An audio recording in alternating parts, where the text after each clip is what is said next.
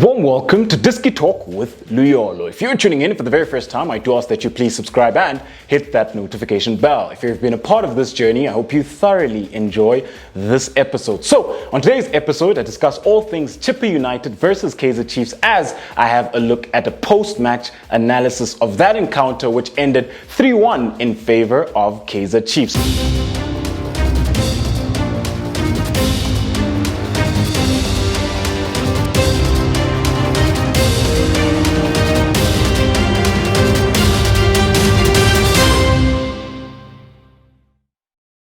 So, coming up then into this post-match analysis, the red team will represent Chippa United and then the blue team will represent Kaizer Chiefs. Coming up into this encounter then, the last time out, Chippa United did play then to a scoreless draw against Maru McGallen. So coming up into this encounter, it was very important that they look to at least pick up a point as they are then trying to ensure that they do survive relegation. And with Kaizer Chiefs then, the last time out, they did lose 1-0 against Golden Arrows at home, where it was a very poor performance. So coming up into this encounter then, it was always going to be very important for Kaizer Chiefs then to look to bounce back to winning ways and try then play at a better intensity and tempo as well. So let's have a look then at Chippa United. With regards then to Chippa United, they did then start the game with a 4-5-1 formation. So in goals, they did start with Kazapua, and I must say then that I was quite impressed with his performance. I think on the day he was Chippa United's best player as he made a couple of very good saves which kept Chippa United in the game, and at certain phases of the game I was also impressed then with his distribution. It's just unfortunate then that at the end of the day he couldn't keep all the goals out. And then when you have a look then at their back four, at left back, they did start with Hanamub. Two centre backs, they started with Mtetwa, Nozulu. And then at right back, they did then start with Makubela. And then when you move on then within the heart of midfield, they did go with the midfield three. So they had Roscoe Peterson, they had Mlinzo, and then they had Mkize as well. And when you have a look then at Chippa United's midfield, I would say that at certain phases, especially then towards the end of first half, they were really growing into the game with regards then to how they were controlling the game and how then they were managing the tempo of the game as well. Especially then when you look at Mlinzo, who had a couple of very good penetrative passes, as I do remember that towards the end of the first half, he did pop up into that half space, and then he plays a very good pass then for Hanamub, who makes the overlapping run. And then you did then see Usphelele Lutuli getting on the end of that cutback, but he just couldn't convert. So that was a very good moment for them that they were able to fashion at that point. But I do think then that as the game progressed, especially then going into second half, this Chippa United midfield, they did lose control of the game. So they started well, but as the game wore on, they just lost control of the midfield. And then when you have a look then at the front three, off the left-hand side, they did start with Usphelele Lutuli. Up front, they did start with Evanga.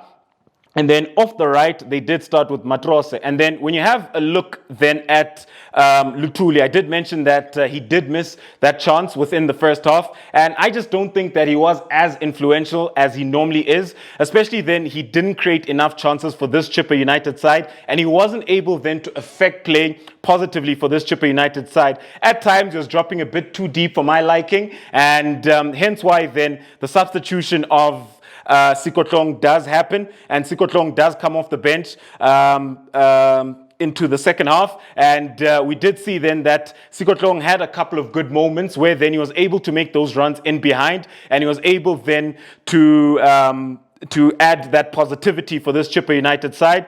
And then up front, they did start with Evanga, which is a player then who I think he had a good performance on the day. He could have had a brace by virtue of the fact that he did hit the post within the first half. I think then if the finish was a lot more accurate with regards to his placement, I think then he does get that brace. This is a player then who I've been very impressed by this season, as he has scored a lot of goals for this Chippa United side. And then at the right wing position, they did then start with Matrose. However, he would often go to the left at times, but this is a player then who has trickery and he has a bit of speed to him. I just think then that he did have a couple of good moments, but he couldn't really then grow into the game. And with regards then to Chippa United, I do feel like that they had good moments, but they struggled then with regards to that final third penetration, as they couldn't do that on a consistent basis and they couldn't create those chances consistently. So them then losing this encounter,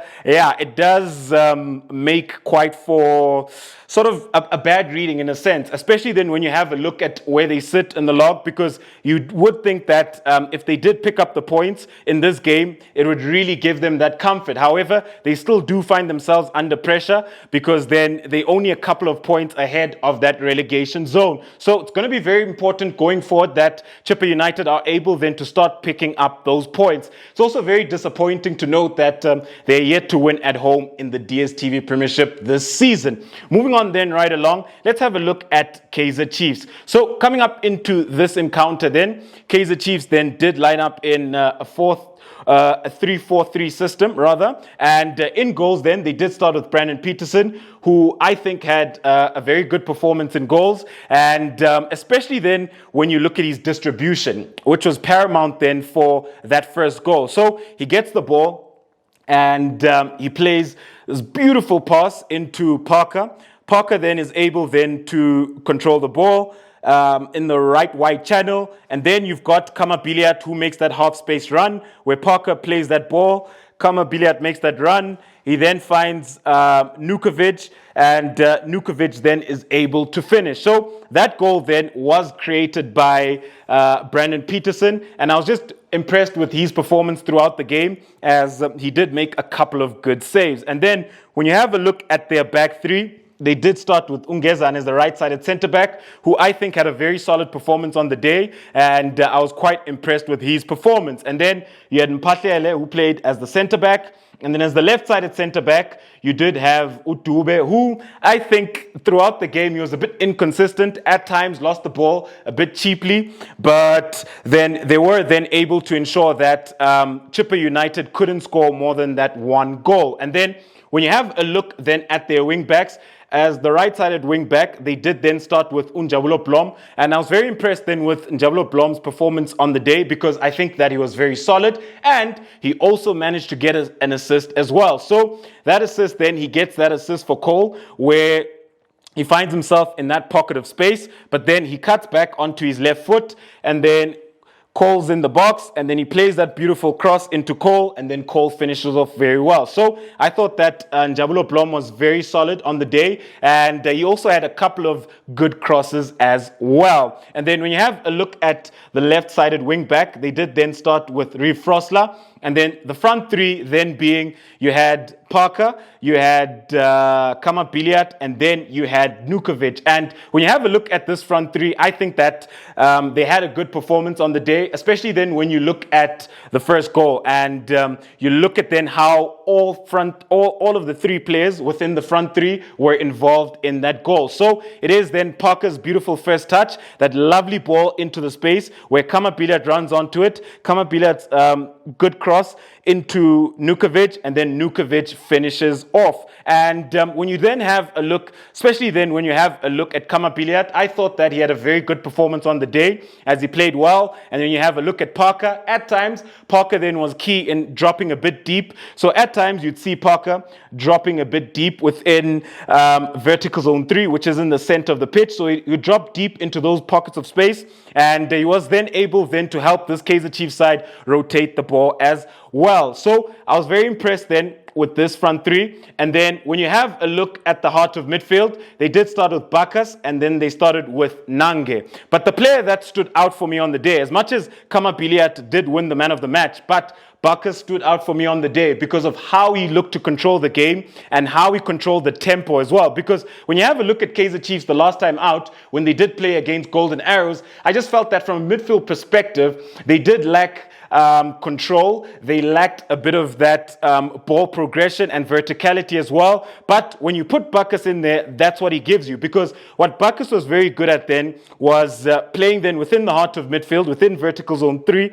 And he was able then to rotate the ball very well. At times, he was able then to slow the game down. And a player then who's also then got some of those penetrative passes which break the lines. He was then able to play a couple of those passes on the day. And that's the player that impressed me the most on the day. Because I just felt that Kaizer Chiefs have lacked in the heart of midfield throughout the season. And I think whenever Bacchus has played, he's shown us that he can actually then be that key player within the heart of midfield for Kaizer Chiefs. And then when you have a look at it then, the players that did come off the bench, you had Keegan Dolly and Alexander Cole coming off the bench, and they did make an impact where they both then were able to register their names on the score sheet. So you do have Keegan Dolly who comes off the bench with his first touch then. Beautiful free kick. He whips one into top corner. And then you've got Cole Alexander who then makes that run into the box. And then he finishes off from Njabulo Blom cross. So that's how then the game played out. Kaizer Chiefs 3, Chippa United 1. And at the end of the day, Kaizer Chiefs do take all 3 points. And quite key then with regards to them trying to finish in that second spot, where then they will be looking to qualify for CAF Champions League football next season. Ladies and gentlemen, thank you very much for tuning in to yet another special episode of Disky Talk with Liolo. It is Chippa United 1, Kaizer Chiefs 3 in the DStv Premiership. Babi Zebonke signing out.